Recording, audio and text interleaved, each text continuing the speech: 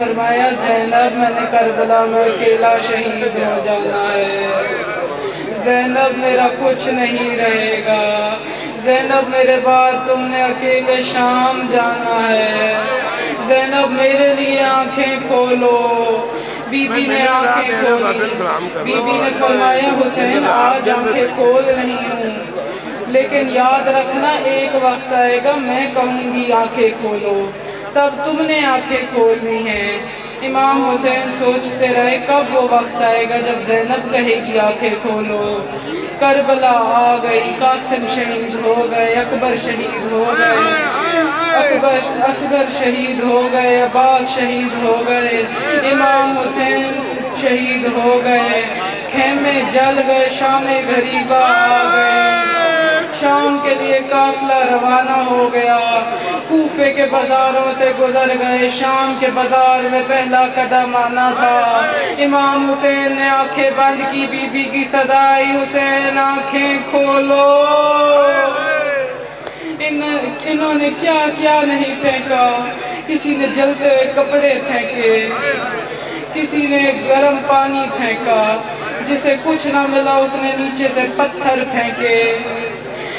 اور جب شام کا بازار گزرا تب اور دربار کے دروازے پہ پہنچے، کچھ لوگ 3 گھنٹے پڑھتے ہیں، کچھ 3 دن پڑھتے ہیں، یہ نہ بتاؤ کہ کتنی دیر انتظار کیا، یہ بتاؤ کس نے انتظار کیا؟ اس بی بی زینب نے انتظار کیا جن کے احترام میں عباس گھنٹوں کھڑے رہتے تھے باہر۔ ان بی بی زینب نے دربار کے دروازے پہ انتظار کیا، دربار کے اندر جا کے بی بی زینب نے دیکھا کہ بی بی فضہ کے پیروں سے لہو آ رہا ہے۔ لہو کیوں آ رہا تھا کہ بی بی فضہ نے بی بی زینب کا پردہ بن کے سارے راستے بی بی زینب کے آگے کھڑی تھی، پیر نہیں اٹھایا کہ کسی لانتی کی نظر بی بی کی طرف نہ چلی جائے۔ بی بی زینب نے فرمایا اماں فضہ پیر بدل لیں، آپ کے پیروں سے لہو آ رہا ہے۔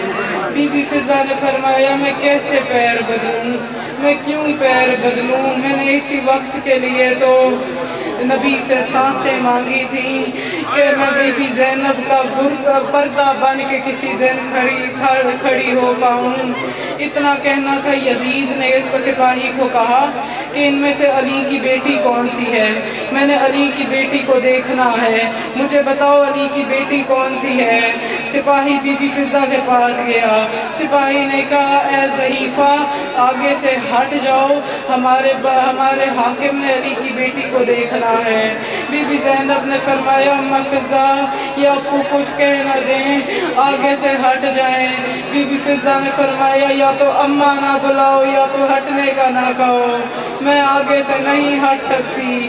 میں کیسے بتاؤں، اس نے ایک لوہے کی چیز اٹھائی، اس نے بی بی فضہ کے چاندی جیسے بالوں پہ ماری، بی بی فضہ کے چاندی جیسے بالوں کے اندر سے یاقوت کی طرح سرخ ہو گئے۔ اتنا کہنا تھا، ایک بی بی فضہ نے فرمایا ادھر کوئی حبشی ہے، ایک بوڑھا حبشی آیا، اس نے کہا ہم 300 حبشی ہیں، تم ہم سے کیا مانگتی ہو، ہمیں کیوں بلایا ہے؟ بی بی فضہ نے فرمایا تم لوگوں کی کوئی شہزادی ہے؟ اس نے کہا ہماری ایک شہزادی تھی لیکن وہ مدینے والے سیدوں کی نوکری میں چلی گئی۔ بی بی فضہ نے فرمایا کیا اس کا نام میمونہ تھا؟ اس نے کہا ہاں، اس کا تمہیں کیسے پتا اس کا نام میمونہ تھا؟ تمہاری جرأت کیسے ہوئی، تم نے شرابیوں کے مجمع میں ہماری شہزادی کا نام لیا؟ بی بی فضہ نے فرمایا مجھے پہچانو، میں ہی تمہاری شہزادی ہوں۔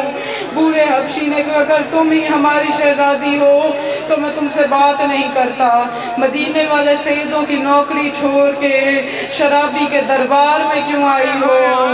بی بی فضہ نے فرمایا نظریں جھکاؤ، میں اکیلی نہیں ہوں، میرے ساتھ علی کی بیٹیاں۔ اتنا کہنا تھا، بوڑھا حبشی یزید کے تخت پہ چڑھا، اس نے 300 حبشیوں نے یزید کا تخت گھیرا، تخت گھیر کے بوڑھے حبشی نے کہا یزید کیا تمہیں لگتا ہے ہر کوئی علی کی بیٹیوں کی طرح لاوارث ہوتا ہے؟ اتنا کہنا تھا، بی بی زینب کی صدائی عباس آنکھیں کھولو، فضہ کے والد